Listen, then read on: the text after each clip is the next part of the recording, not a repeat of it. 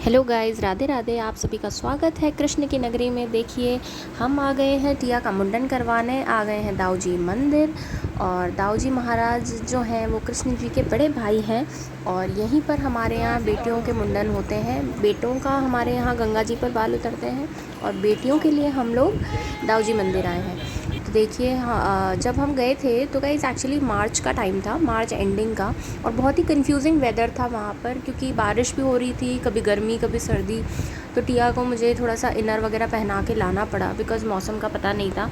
फिर सर्दी के साथ साथ हल्की बारिश भी हो गई तो ठंडक और थोड़ी सी बढ़ गई थी। तो गाइज़, आपको बताना चाहूँगी कि ये जो दाऊ जी मंदिर है, ये मथुरा में जहाँ हम रहते हैं, प्रॉपर मथुरा में हमारा जो घर है, वहाँ से ये करीब 24 किलोमीटर दूर है। और हम लोग गाड़ी करके यहाँ पर आए थे, बिकॉज़ हम लोग टू व्हीलर पर आ नहीं सकते थे बच्चों के साथ। और यहाँ पे देखिए, फिर हम लोग जब कैंपस में एंटर हुए थे तो हमने यहाँ ढूंढा कि भाई कहाँ मुंडन हो रहे हैं, क्योंकि पीछे कुंड भी था। हम लोग थोड़ा सा कंफ्यूज थे, लेकिन फाइनली हमें पता चल गया कि यहाँ कैंपस में ना जाकर हमें पीछे कुंड की तरफ ही जाना पड़ेगा। तो पास में एक गली थी, वहाँ से होते हुए फिर हम लोग कुंड की तरफ बढ़े, जहाँ पर बाकी लोग भी आए हुए थे और वहाँ पर मुंडन सेरेमनी और भी बच्चों की चल रही थी। तो गाइज़ देखिए, कितना बड़ा कुंड है और यहाँ नीचे की तरफ उतर के सबके मुंडन हो रहे थे, तो वहीं हम लोग पहुँच गए। और यहाँ कुंड का नज़ारा कुछ इस तरीके से था। पीछे बैकग्राउंड में भजन बज रहे थे और यहाँ सब लोग अपने बच्चों को लेकर आ गए थे। तो गाइज़ फाइनली यहाँ टिया का नंबर आ गया है मुंडन का, वो घड़ी आ गई है। और देखिए, उसका जो जिन भैया ने इसका मुंडन किया था, उन्होंने पहले उसका अच्छे से सिर विर धुला दिया।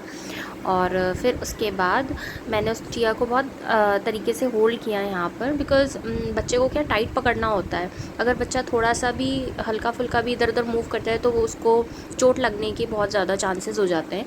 तो बच्चे को टाइट पकड़ा जाता है। टिया बहुत रोई थी, बट शुभ के कंपैरिजन में वो बहुत कम रोई थी। हमारा शुभू बहुत रोया था जब गंगा जी पर उसके बाल उतारे थे हमने। उसके बाल उतरे थे 2021 में, और जब वो 5 महीने का था। और सिमिलरली टिया भी 5 महीने की थी तब उसके मुंडन हुआ है। तो दोनों भाई बहन का सेम ही टाइम पीरियड में मुंडन रहा है।